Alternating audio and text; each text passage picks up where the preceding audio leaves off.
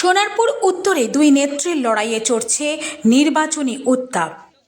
সোনারপুর উত্তর বিধানসভা কেন্দ্রে এখনো পর্যন্ত প্রার্থী ঘোষণা করেনি বিজেপি। এই কেন্দ্রে চতুর্থবারের জন্য প্রতিদ্বন্দ্বিতা করছেন তৃণমূল কংগ্রেস প্রার্থী ফিরদৌসী বেগম। অন্যদিকে একই কেন্দ্রে দ্বিতীয়বারের জন্য লড়াইয়ে নেমেছেন বামফ্রন্ট প্রার্থী মোনালিসা সিনহা। এই দুই নেত্রীর মুখোমুখি লড়াইয়ে ইতিমধ্যেই জমে উঠেছে নির্বাচনী আবহ। দুপক্ষই জোর দিয়েছে বাড়ি বাড়ি প্রচারে। পায়ে হেঁটে সাধারণ মানুষের সঙ্গে কথা বলছেন, শুনছেন তাদের সমস্যার কথা। বাম প্রার্থী মোনালিসা সিনহার অভিযোগ, এলাকায় রাস্তাঘাটের উন্নয়ন হয়নি, তোলাবাজির ভয়ে আতঙ্কে রয়েছেন সাধারণ মানুষ, পাশাপাশি রয়েছে পানীয় জলের সমস্যাও। তার দাবি, তিনবারের বিধায়ক হয়েও ফিরদৌসী বেগম উন্নয়নের কাজ করতে ব্যর্থ হয়েছেন। অন্যদিকে এই অভিযোগকে উড়িয়ে দিয়ে তৃণমূল প্রার্থী পাল্টা কটাক্ষ করে বলেন, সারা বছর মানুষের পাশে দেখা যায় না বাম প্রার্থীকে, শুধুমাত্র ভোট এলেই এলাকায় সক্রিয় হন। দুই মহিলার এই রাজনৈতিক লড়াইকে ঘিরে আসন্ন বিধানসভা নির্বাচন সামনে রেখে উত্তেজনার পারদ ক্রমেই চড়ছে সোনারপুর উত্তর বিধানসভা জুড়ে।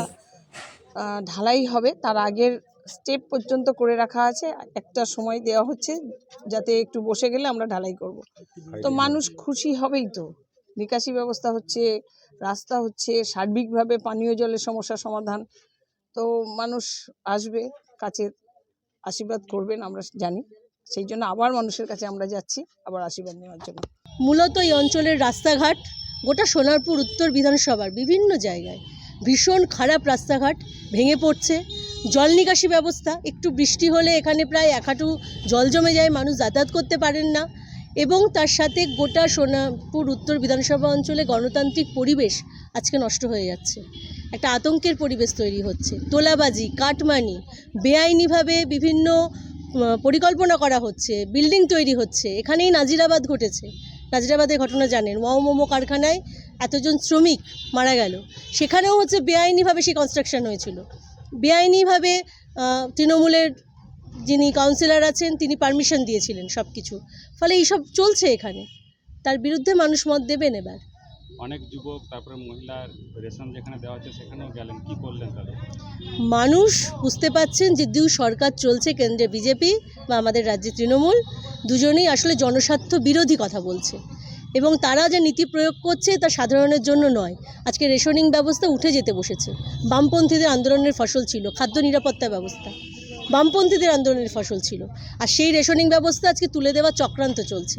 ফলে মানুষ এর বিরুদ্ধে কথা বলছেন। বেকার যুবরা বলছেন কর্মসংস্থান নেই, 100 দিনের কাজ আজকে বন্ধ। তৃণমূল দুর্নীতি করলো আর বিজেপিতে কেন্দ্রীয় সরকার বলছে যে 100 দিনের কাজ বন্ধ, কারণ তৃণমূল দুর্নীতি করেছে। অথচ যারা দুর্নীতি করলো তাদেরকে ধরা হলো না, মানুষের কাজ বন্ধ হয়ে গেল।